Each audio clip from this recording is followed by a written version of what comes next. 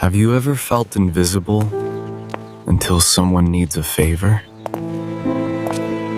Have you ever sacrificed your sleep, your plans, even your peace, only to be forgotten the moment you're no longer useful? If that sounds familiar, this story is for you. Because sometimes life keeps taking from you until you finally decide to stop giving everything away. In a peaceful village surrounded by wide green fields lived a man named Noah. Everyone in the village knew him. If a wagon broke down, they called Noah. If a fence collapsed, Noah came running.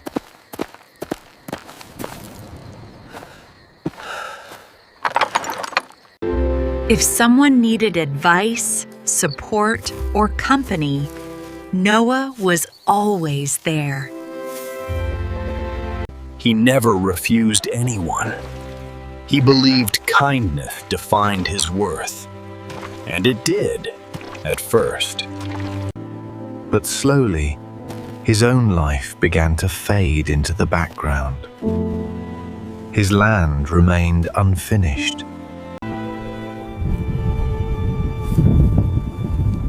His house needed care.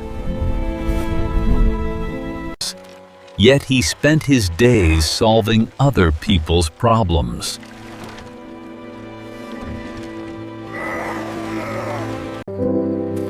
Each evening, as Noah returned home exhausted, his mother would gently say, "My son, you give so much to others, but who is giving back to you?"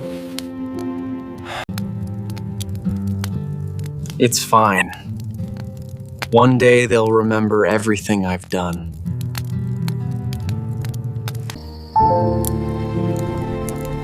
That day never arrived. One afternoon, storm clouds rolled in without warning. The villagers panicked, rushing to protect their crops. Noah ran to help his neighbor, whose harvest was still exposed. They worked fast, covering everything before the rain.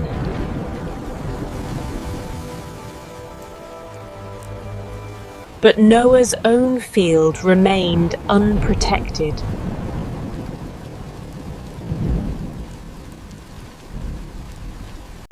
The rain came hard and unforgiving.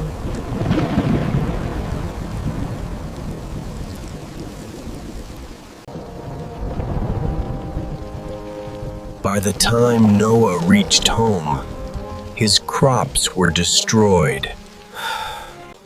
He sat quietly in the rain, staring at the land that once held his dreams. You saved everyone's work, except your own.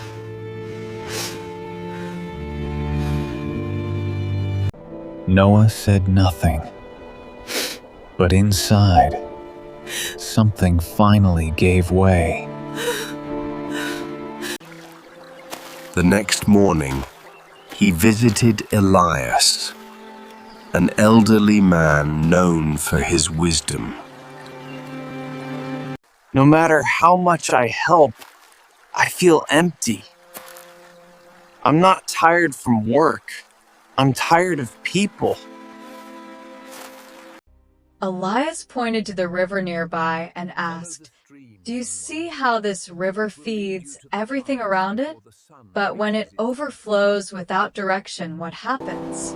It destroys. It destroys. Kindness without limits does the same. Even giving needs boundaries. Otherwise, it becomes self-harm. For 1 week, don't say yes right away. Pause. Ask yourself, can I afford? If the answer is no, say, not today.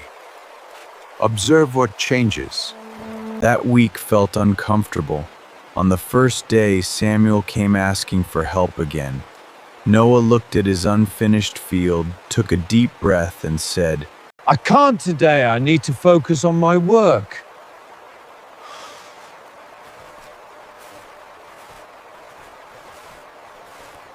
Noah felt guilty, but he kept going. By sunset, his land was finally prepared. Please, you're our only hope. Each day, more requests came. And each day, Noah said no, calmly, respectfully. Something unexpected happened. Peace replaced guilt. On the fourth day, rain returned, and Noah's roof began leaking.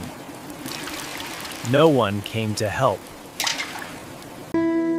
Instead of anger, Noah felt clarity.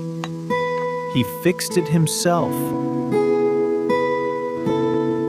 That night, under a dry roof, he whispered, So this is what self-respect feels like. Weeks passed. Noah no longer rushed to please everyone. He chose balance over approval. And something remarkable happened. People stopped depending on him for everything. They solved their own problems. They respected his time. His fields flourished. His health improved. His smile returned. One evening, Elias visited and asked with a smile, So, did everything fall apart when you stopped being available? No. My life finally came together. I can see that now, son. When you stop saying yes to everyone, you finally say yes to yourself.